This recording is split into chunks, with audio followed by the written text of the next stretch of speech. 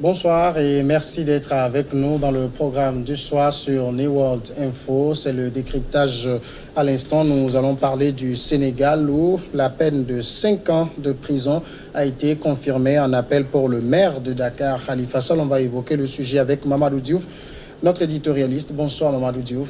Bonsoir Samuel. Je le disais, le maire de Dakar, Khalifa Sall, a été condamné ce jeudi en appel à 5 ans de prison ferme pour escroquerie portant sur des fonds public et faux, une décision qui confirme la peine infligée en première instance et les cartes de la course à l'élection présidentielle. Le tribunal confirme le jugement pour Khalifa Sall. C'est en ces termes que le président de la cour d'appel a confirmé donc le verdict en l'absence du maire de la capitale sénégalaise. Alors, est-ce que cette confirmation de peine, Mamadou Diouf, est étonnante?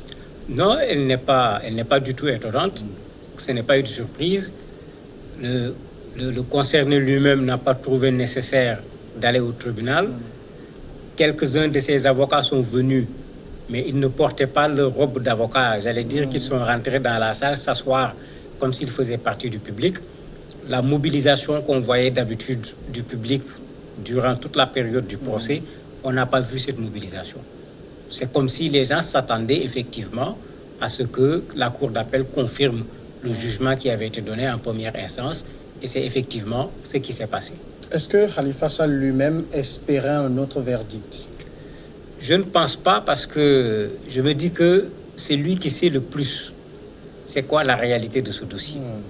Et ce n'est pas n'importe qui, Khalifa Sall, c'est quelqu'un qui a vraiment, j'allais dire, rouillé ses freins à l'intérieur de l'administration.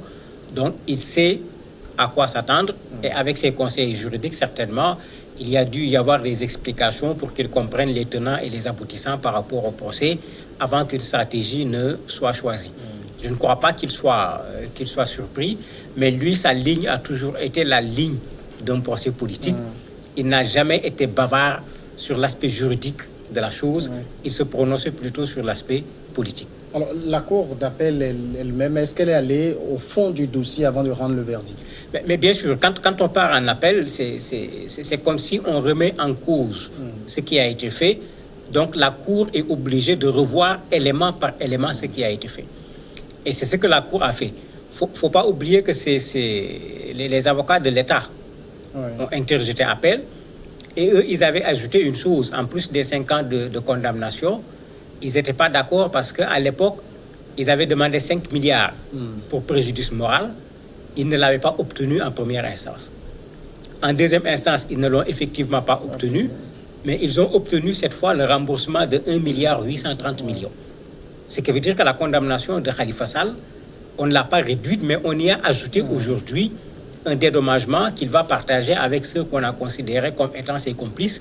Donc, il se retrouve encore plus condamné que par rapport à la première instance. Ce qui veut dire qu'ils ont pris la peine de regarder les éléments. L'autre élément qui s'y ajoute, il y avait la décision de la CEDEAO qu'ils ont pris en compte. Parce qu'il y a un certain nombre de procès-verbaux au moment des enquêtes préliminaires que le juge a préféré éliminer en faisant son jugement sans tenir compte de ces procès-verbaux où on disait qu'il y avait des problèmes de procédure, etc. Donc, il y a eu jugement et ils n'ont pas repris exactement ce que les premiers avaient fait. Et malheureusement, la condamnation s'est retrouvée pas plus sévère du point de vue du nombre d'années puisqu'ils ont confirmé les 5 ans, mais ils y ont ajouté un dédommagement à hauteur de 1 milliard 830 millions. Alors, Khalifa Sall a formé un pouvoir en cassation de la décision de la cour d'appel. Ça veut dire que pour lui, le combat judiciaire continue? Oui, mais est-ce qu'il fallait le faire? Parce que s'il fait un pourvoi en cassation, il n'est pas évident que les choses changent. Parce que dans ce dossier, quand même, il faut le dire clairement, le côté justice était très clair. Il y a eu bel et bien 1 milliard 800 millions qui ont été utilisés de façon indue. Puisque dans le procès, dans les enquêtes, cela avait été démontré de façon très claire. Lors des interrogatoires, ils avaient dit qu'ils ont utilisé l'argent pour acheter du riz et du mil qui devaient être distribués à des nécessiteux. Les agents de l'inspection générale d'État sont allés faire les investigations auprès des personnes qui ont été censés vendre ce riz et ce mil, ces personnes ont déclaré n'avoir jamais vendu, ni livré, ni riz, ni mil. Et c'est pourquoi l'avocat de l'État disait tout le temps qu'il y a des faits qui sont constants.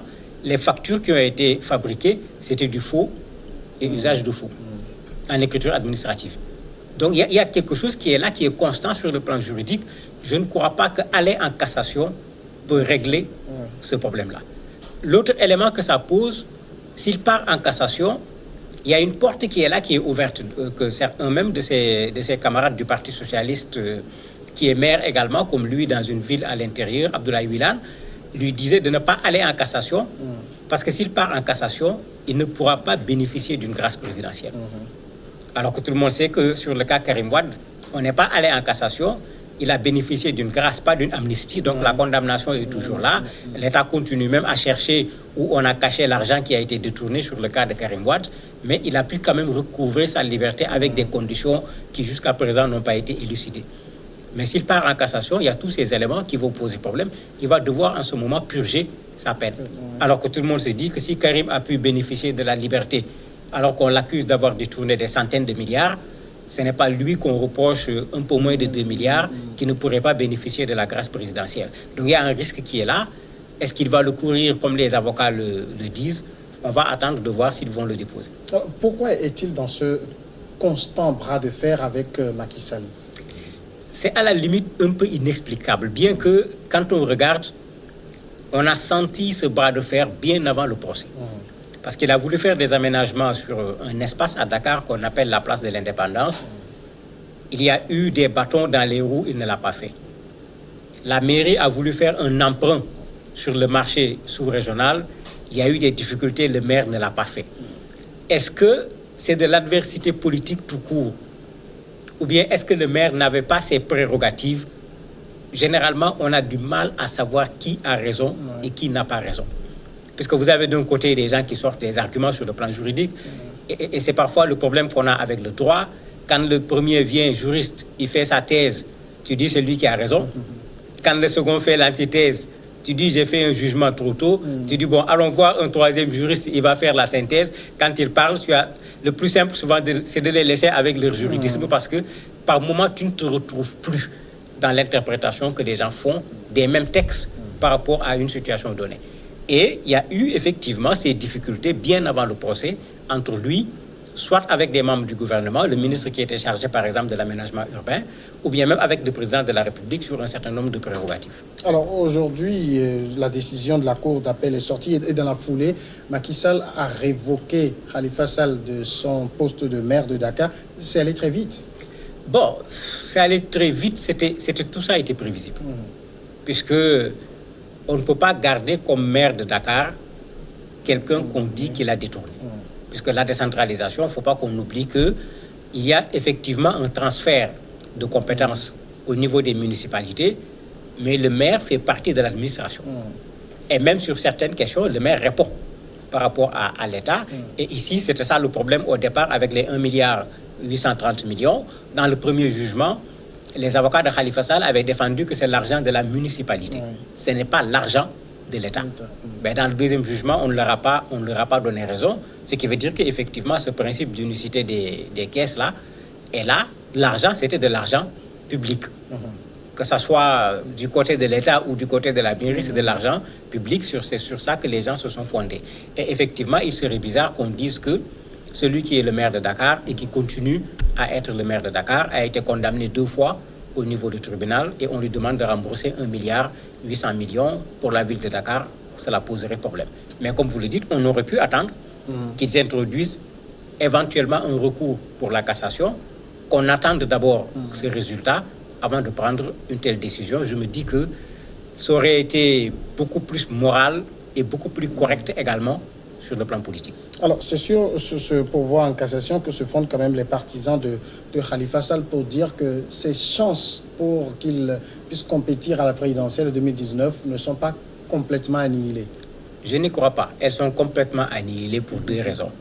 La première raison, on a déjà lancé présentement depuis lundi passé, en début de semaine, la collecte des signatures pour les parrainages, puisque les élections présidentielles vont se faire avec les parrainages.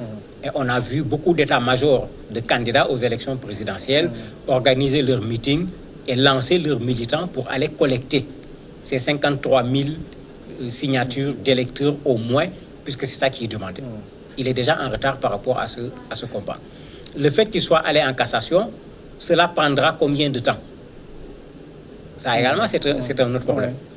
Parce qu'il y aura une date où il va falloir déposer les signatures. Il ne peut pas déposer des signatures dans les conditions dans lesquelles il se trouve.